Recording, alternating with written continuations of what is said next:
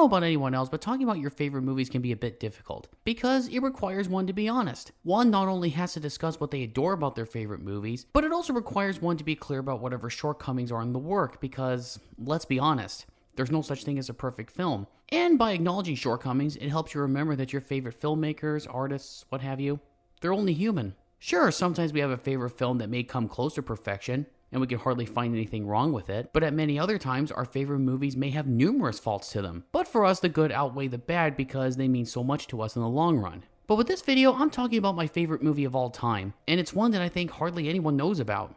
It's the 2008 anime The Skycrawlers. This film was directed by Mamoru Oshii, who, if one has followed me on the previous channel or even watched certain videos on here, I'm a fan of his work. In fact, 3 of his movies are in my top 25 favorite movies ever, the other 2 being Innocence and Angel's Egg. But I will say that I think he has better luck in animation overall. That's where his best work is.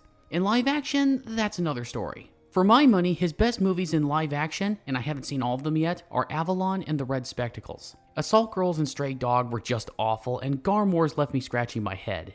And not in a good way. Anyway, back to Skycrawlers. The screenplay is by Chihiro Ito from the novel by Mori Hiroshi. The character designs and animation direction were done by Tetsuya Nishio, and the music was done by Kenji Kawai. The film was animated at Production IG with additional post-production work done at Skywalker Ranch in California. I started seeing trailers for this movie back on YouTube in 2008, and I was interested. Sadly, when it came to theaters here in the United States, it played only in New York and I think 1 or 2 other cities, nowhere near the Midwest where I live. I later got the soundtrack CD and I listened to that constantly on walks and when I was at work. It was mellow but hypnotic, and I tried to imagine what the story was just from the music. I believe around summer 2009 the movie came to the States on Blu-ray. I bought a copy, watched it, and, well, I didn't know what to make of it. The film held my attention all the way through, but I wasn't sure whether I liked it or not. Then something happened. I kept coming back to it over and over again. And even after 15 years after first seeing it, The Skycrawlers is still my go-to movie when I need something very mellow and contemplative. I've watched this movie more than most, and the reasons why surprise even me. Just to let you guys know before I continue, I have not read any of the books on which this film is based on, as they have not been translated into English, at least officially. I don't know if any fan translations exist. I also have not played The Skycrawlers Innocent Aces for the Nintendo Wii, so when talking about this movie, I will be focusing exclusively on what is in the film itself. The film takes place at an unspecified time where everything is static. There has been no progression in technology, government, architecture, or other things one can think of in relation to progress, at least that we can see. It is literally an unchanging world. Despite this, there is a war for show going on between 2 companies, Rostock and Lautern. The aerial warfare that goes on between the 2 is reported on in the news and relayed to the audience like a game. Our story takes place on the site of Rostock Air Force in the European theater. The primary character is Yuichi Kannami, one of a group of special pilots called Children. They don't age and go on living forever, unless killed in battle. No, there is no battling for the prize such as in Highlander, although why they can't age is never fully explained. It's either they can't because that's how they were designed, or they just don't as they feel no need to. Their situation is such that they can kill and be killed legally, and really all they're expected to do is fly and fight. The company will turn a blind eye to other things. Yuichi has just arrived at the base and is told to pilot another plane. Can't I just keep mine? A rep from the company is coming to take that one back. They're the same model. I don't get why I can't keep that plane. You'll get it once you fly her. It's an order. If you want, take it up with the boss. He begins to sense that something is familiar about this place and the people in it. And for that matter, everyone else, be they other children or adults he interacts with, notices something familiar about him. We were expecting you this afternoon. The glare of the morning sun was too oppressive. Camus? Even if they don't tell him directly. He asks questions about his predecessor, Jinro Kurita, the previous pilot of his current plane, and he is given a mixture of evasive and direct answers as to what happened to him depending on who he talks to. From Naofumi Tokino, his roommate, better not sleep with Kusanagi. If you do, you're done for. She'll blow your brains out just like the last guy. To Fuko, a woman he frequents in a brothel, and so did his predecessor Jinro. So this guy from before, Jinro, what kind of person was he anyway? He was sweet. He had a soft laugh and an innocent face, just like yours. But there was something that weighed heavily upon him, and whatever it was made me feel uneasy. I asked him about it one time. I said to him, "Tell me, where do you keep misplacing your heart?" So what was his answer? He didn't give me one, but I imagined that maybe he'd left it in the sky. It would be the best place for someone like him. Yutagawa, another pilot, Sasakura, the chief mechanic. What happened to its last pilot? Why do you ask? Won't he be here to hand over the plane? You'll have to ask the boss about that. And more specifically his commander, Suito Kusanagi. He is specifically drawn to Suito as she knew Jinro personally and knows fully about what happened to him. Where did he go? I am not at liberty to answer that. Why was he transferred? Classified. Did he die? It's just that usually one gets to meet his plane's previous pilot, assuming he's still alive, of course. That plane you have is still new, so I decided that formality wasn't necessary. It may seem like this movie is going for telling a mystery, but there really isn't one, as Yutagawa tells Yuichi that Suito killed Jinro, more or less a third into the film. Yuichi, anyone tell you what happened to Jinro? Told me what? That she's the one who killed him. In reality, this movie is about the circumstances in which the children live under and how they cope with it, for better or worse. The world, as stated before, is an unchanging one, and one that seems to be intended to stay that way. We never see how this affects normal people, as children seldom have contact with them. The children are in a position when they are not doing their job fighting in the sky, everything is provided for them. Food, drink, housing, pleasure if they feel so inclined. Tokyo is pretty much the partier in that regard. All they have to do is the job. Their downtime involves reading newspapers or just doing nothing at all. On occasion, there may be something that happens, such as a surprise attack from Lautern, which gets even the locals excited, or a tour group coming to look at the planes. My whole family's a big fan of yours. We're always cheering for your team. Thank you, I appreciate it. What is it like shooting down an enemy plane? Feel like a real winner. Do you put a kill mark on your plane? Some guys do, but I don't. I know war is horrible, but you're helping us maintain a peaceful world. We really appreciate what you're doing for us. That's my job, ma'am. But aside from those, whenever scenes take place on the ground, the scenes are very austere with immaculate framing, with a drab color palette. Although there are some exceptions, such as this.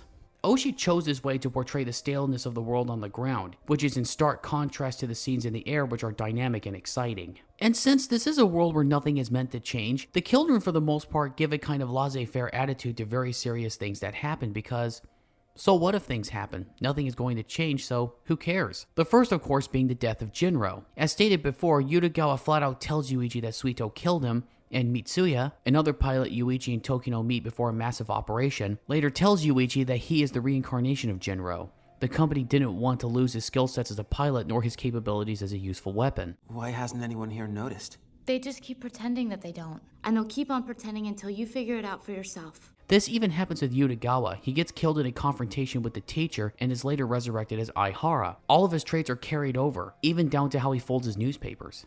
Then you have Suito's daughter Mizuki. She says that she is Suito's little sister in her talk with Yuichi, in which he admits there's not much to do there. Then Tokino and Suito admit who Mizuki actually is, with Suito becoming pretty candid. Sometimes when I look at her, I can't help hating myself. Why do you say that? It won't be long now, till she reaches my age. What am I supposed to do then? Later on, Mitsuya confronts Sasakura about that. What about that child of hers? What about it? She's practically a child herself. And the problem is? You're just like everyone else. You all turn a blind eye. The company's the same way. I'm sure they know about it, but you all go on pretending like it never happened. There's even an instance where a plane from an adjacent theater crashes and Suito chews out a bystander for crying over the pilot's death. Enough is enough! Don't pity him! He's by no means a poor boy.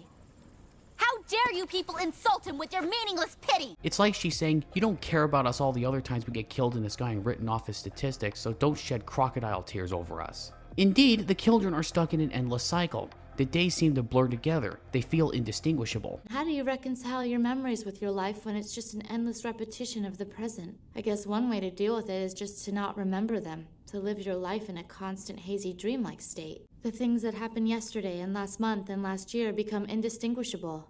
Everything's one big blur. Mitsuya even anguishes that she can't remember basic things and is horrified at the thought of where they came from. Did you know that the name Children came from a patent for a product Rostock made? You were the accidental byproduct of researchers experimenting with gene modulators. They intended to use that name for their new drug, but they ended up using it for you guys instead. The public didn't know it at first, and it didn't matter if they kept it a secret or not, because no one wanted to believe it. Am I actually one of these children too? I don't even know how I heard about all these things. Did I read it somewhere? How long have I been flying? How long have I been killing people? It's all so vague. I don't even know if I'm speaking about actual experiences. I don't have anything concrete that I can hold on to. No past and no future. Every night I lie awake, I'm wondering who I am and when and how I ended up like this. It's unknown if everything she is saying is correct, but it serves to show how Oshii and likely some other children feel being aware of this. Apart from the higher-ups in Rostock that make Suito angry, there is also the teacher. The teacher is Lautern's ace pilot, or so they say. Years ago, he actually flew for our same company. He was my superior. He was different. He wasn't like the rest of us pilots. He's an ordinary adult, an adult pilot. There's even evidence to suggest that the teacher is Mizuki's father. The children have every reason to fear the teacher, as if they meet him in the air, they do not come back alive. Well, Suito does return after one very close call. His role is to beat the children down. Who knows? Maybe the reason that he was sent to this theater was because they thought we had been winning far too often here. Oh yeah, that makes a lot of sense. What do you think would change if you actually shut down the teacher? Like your destiny? Or maybe even the freedoms in your life? I'm not sure. But it doesn't matter because no one can shoot him down. 彼らの恐ろしい父親ってさ、出会ったら無事には帰れないってさ、壁として存在するっていうかね。彼らが子供である以上が、やっぱり迎えてくれる誰かが必要なんだってさ、空から戻った時に、それは母親のはずだってさ、地上には子供と母親がいて、雲の上に父親がいるんだってさ。I was just thinking about telling him about his predecessor. Mama gave me the evil eye. Mama? She cleans up the messes we make with our planes, right? So we call her Mama. But Suito suspects he's part of a grander scheme. Ever wonder who or what it is that we're fighting against? I've never thought about it. Even though we kill for it? It's a job. Whoever is more powerful makes the profit and wins. However, compared to regular jobs out there, we're more inefficient. It's like we're stuck playing some game. Throughout history, the human race has never been able to completely eradicate war, because its existence is essential in defining certain realities that humans want. Having actual wars with real battles and real losses going on somewhere serves a specific function. It enables them to sustain the illusion of peace in their society. And it has to be real, not staged or metaphorical.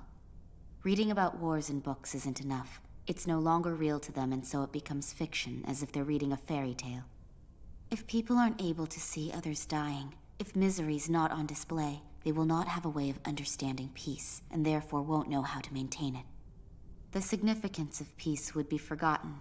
People need wars because it helps them feel alive, the same way we feel alive when we're fighting up there in the sky. And so, because our war is really nothing but a game that is not supposed to ever end, there needs to be several rules in place.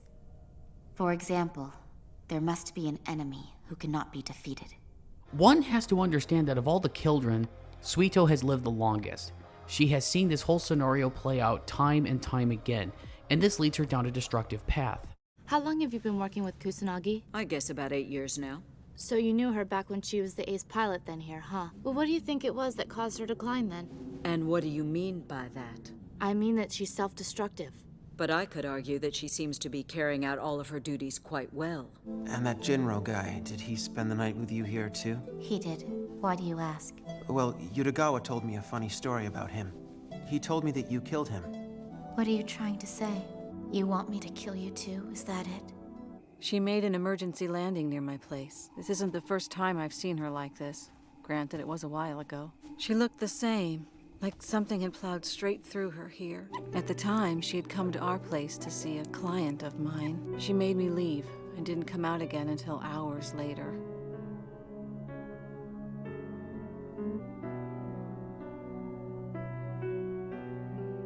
That girl, she's dangerous. She's lived longer than anyone else of her kind. Long enough to really think about things, question them. She learned to take action based on her own fate and the fate of others.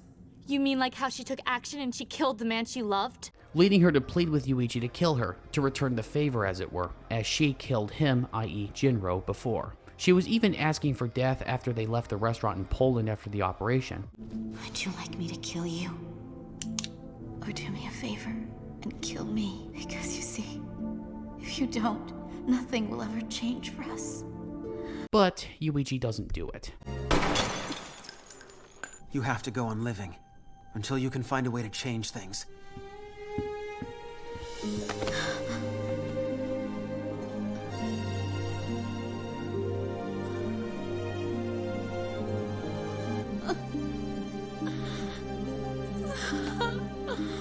that's quite a thing to say, but this is what the film has been building towards. Yuichi, as I see it, is a character that has been taking in everything he sees. Everything from people to events, he approaches what's going on rather stoically. While others may get emotional or do careless things, he just observes. He ultimately reaches a conclusion that despite how bleak, unchanging, or even unpleasant things can get, you have to keep going on living. I would like to believe that he reached that around the time seeing Suito going downhill in a way at the restaurant in Poland, when she was getting drunk and she asked him to kill her not once but twice. You can change which side of the road that you choose to walk down every single day. Even if the road is the same, you can discover new things. Isn't that enough to live for? Or is this really not enough? Maybe I just didn't understand this at the time, but this was something I needed to hear, and something I need to be reminded of from time to time. When Yuichi tells Suito to keep living and figure out how to change things, I don't think he is suggesting she work to change the world. I think what he's going for is for her to work to change her own circumstances, even in small ways. And if possible, try to improve the circumstances of those around her, even if it is just in small ways. That's what we often have to do in the real world, work to improve ourselves and those in our circle, as working to change the world is very often a fool's errand. It's often the small victories daily that keep us going, and although that may not seem like very much, we should be happy for those, even if the changes in circumstances they bring out are minor and often invisible to many others. The world, by and large, will not change. Even if there are major events that happen, you know the old saying, the more things change, the more things stay the same. But you in your own way can make things better if you work for it. It may be in baby steps, but it will be worth it. Yuichi gives others a chance to do this when on a mission, when the teacher appears and he tells everybody to retreat, taking the teacher on himself, which is of course a losing battle.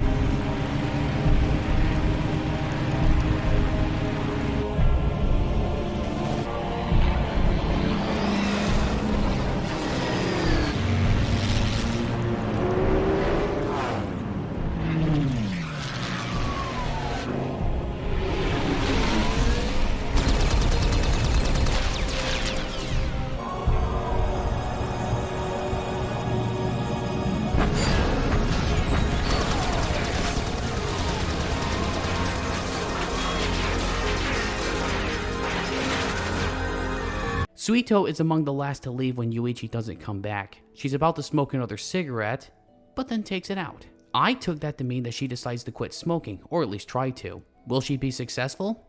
Who knows, but at least she can try. I think she took what Yuichi said to heart. I read it on her face at the end credits where Yuichi returns as another pilot. I'm Isamu Hiragi. I've been assigned to this base. My name's Suito Kusanagi. I've been waiting for you to arrive. This is essentially what Mamoru Oshii was wanting to convey with the film. He stated such on the Production IG website in August 2008. I turned 57 this year. I am at an age where I am neither too young nor too old to direct a film. Although I still have lots of what I want to experience and accomplish, in societal terms, I could be described as in my prime years. I sometimes feel aware of my age, especially when I'm surrounded by staff that is much younger than me, or when I'm face to face with my daughter who is no longer a child. Consequently, I've thought about these issues in my role as a filmmaker. I felt urged to give a message to the younger generation. In our peaceful country, there is no more starvation, revolution, or war. We have a society where we can live out our allotted spans of lives without ever having to feel deprived of food, clothing, or shelter. Ironically, I'm unsure as to whether this is a good thing. Once I read the story of a man who climbed the skies and reached heaven, but got bored after a few days. We are animals, whose true natures come out the moment we possess what we desire. Is this comfortable life we have achieved a monotonous purgatory that doesn't end until we die? Perhaps the current society is the essential reason all the painful crimes happen among young adults today. Parents killing their own children, children killing their own parents, children killing themselves, all for incomprehensible reasons. The young people who choose not to work after leaving school and don't pursue employment. Others who make a bare existence as temporary employees. The girls who hang on shopping malls and the boy who killed his parent. Adults give bad names to these kids as if they were some kind of plague. In these times, we should be listening to them. So I think about what kind of message would penetrate their shriveled hearts. The protagonists of the Skycrawlers are children destined to live forever. They are known as children. Their lifespans continue indefinitely in a state of eternal adolescence. It's not because they can't become adults, it's because they don't. The story is set on another possible alternative now. Here, the children fight in a war for show, organized and operated by adults. A situation that can be considered a mirror image of our modern society. Today's children may not know what to do with their futures, which seems indefinite and everlasting to them. Perhaps the offspring of modern consumerism, they are aware that there's no need to become adults. Couldn't we say they are destined to live their entire life as children? At the climax in the movie, we hear a monologue by the main character Yuichi. But today is different from yesterday, and tomorrow is different from today. You can change the side of the road that you walk down every day. Even if the road is the same, you can still see new things. This is a theme of the movie, and my message to the youngsters. Even if you had eternal life, your yesterday would be different from your today. The rustling of the trees, the smell of the wind, the warmth of a person next to you, all of which may be subtle, but these are proofs that you are alive. If you look at the world this way, the place we are living in is not so bad at all. Your life may be just a repeat of every day, yet every day you will see something different. We should treasure each moment of it and make the best of your given fate. I don't want to give young people a hollow sense of justice or a cliched pep talk. As a filmmaker, I like to show them a small and quiet but truthful hope with this movie. When I saw this movie on repeated viewings, this aspect always hit me like a ton of bricks. It was an encouraging idea that never came across to me as preachy or overly manipulative emotionally. In my childhood and early teenage years, I saw many films, TV specials, or god-awful school presentations that try to hammer some variation of this, and it always came across to me as very heavy-handed. The Skycrawlers was among the first to convey this with a light touch. It was telling me that while you can't change the world, you can change yourself, and you can work to see more things in a positive light. You may not always be successful at doing so, I'm not, and you may frequently get discouraged, especially when you feel directionless and sometimes without a purpose. But keep trying for those small victories, as it were, when you try for bigger goals. This is one of those movies where I personally can't find much wrong with it. But I have to admit that the stoic, glacial pace in which the story unfolds can be off-putting to many viewers. It can even come off as quite boring, with static shots that go on for a long time. For a film about aerial combat for sport, there isn't a lot of action. So for people looking at the North American cover art expecting something along the lines of Top Gun will be very disappointed. Having a bit more details of the world would have been welcome. I get that the children don't know everything, and what we know as the audience comes through them, but even imperfect info would have been cool. A bit more could have been done with characters like Sasakura, Yutagawa, or even Fuko to fill out some more things, and so on. This isn't a film for everyone, and some of my own siblings don't care for it, and I understand why. I'm alone in my appreciation with a ton of other things, so that's nothing new. There's a ton of details that make this film interesting. Oshii and his team, as with the Patlabor movies, did location scouting. In particular, they scouted locations in Poland, which is where Oshii also filmed his movie Avalon. It tells me he likes that location very much, and I believe the uniforms of the characters are based on the Polish military. Indeed, it's one of the more visually interesting locations in the film, although I do wish we could have seen more of it in the movie, as when Yuichi and Tokino go hang out, most of the places are closed at nighttime. I don't know if there are curfews like that in Poland, either contemporary or historically. The book's author, Mori Hiroshi, felt that the Skycrawlers would be a very difficult work to put on film, and only gave his consent when Oshii became involved.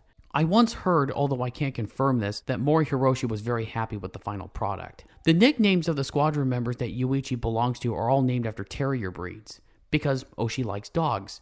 For instance, Yuichi's name is Karen, Yutagawa's name is Westy, and so on. All of the planes in this movie are based on real-world counterparts, but some of you may recognize the main fighter in the film. The Sanctum Mark B is based on the Kyushu J7W Shinden, which was featured at the end of Godzilla -1. The end credits on the Japanese and US releases are different. The Japanese version features the song Konya mo Hoshi ni Takarete, playing during the end credit. 永遠に大人にならない僕たちの命がけの勝負。君は生きろ。何かを変えられるまで。スカイクロラ。 But the US version, and I'm assuming this is the same worldwide, has the end theme by Kenji Kawai playing.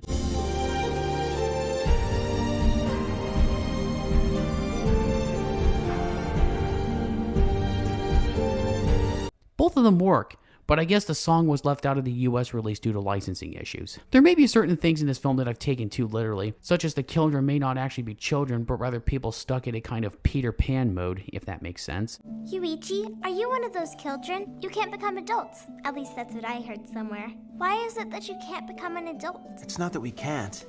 It's just that we don't. For example, do you want to become an adult? I'm not sure. And I don't really dive too much into the possible political ramifications of such a world, and how some shadowy figures would keep control, but that's just missing the forest for the trees. I'm glad it focused on something more poignant that still sticks with me even as an adult. While very stoic and glacially paced, with a kind of oddly beautiful aesthetic that sells the bland, unchanging world, exciting combat sequences, as few as they are, engaging characters, and a hypnotic musical score by Kenji Kawai, Skycrawlers comes highly recommended from me for those willing to take the dive. I have to say that it is sad that Oshii hasn't made a film as good as this one since, well, in a long time. It could be the changing market in anime, or maybe he's just had bad luck on his end getting projects like this off the ground. Here's hoping he can deliver more work akin to this in his previous great works before he retires.